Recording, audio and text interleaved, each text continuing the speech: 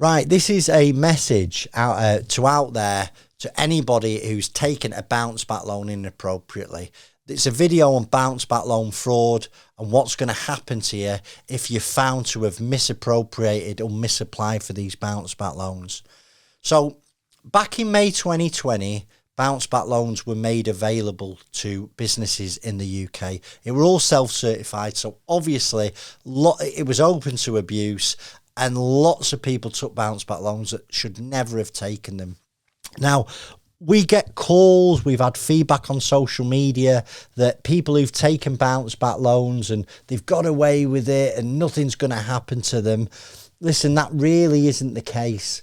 And I'm going to share with you a few articles on this video today. The first article I'm going to share with you is from the Insolvency Service website.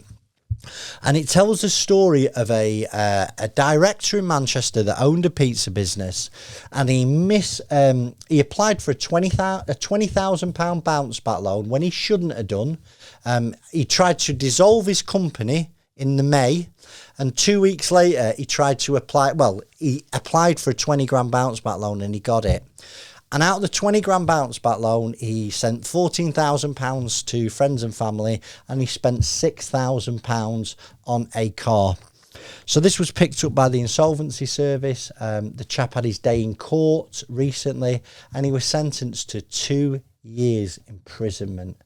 So the guy's lost his liberty for basically doing bounce back loan fraud. You know, there are real serious consequences coming over the hill for people that are found guilty of using and abusing these government-backed COVID support schemes.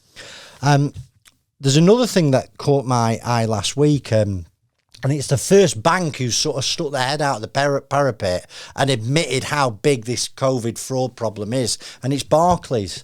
Barclays are making £1 billion available to hunt down bounce back loan fraudsters. It's a lot of money, and that's just one bank.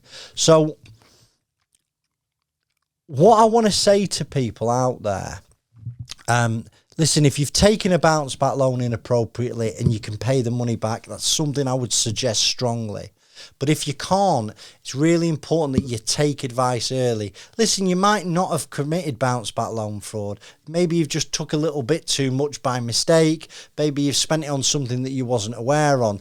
The earlier you take professional insolvency advice around this issue of bounce back loans, the more options that you've got available. But one thing's clear, the use and abuse of bounce back loans is not going to be swept under the carpet. I'll continue to give you updates because I know these videos are popular with people. And if you have any videos you want me to cover, please drop them in the section below. My name's Chris Word.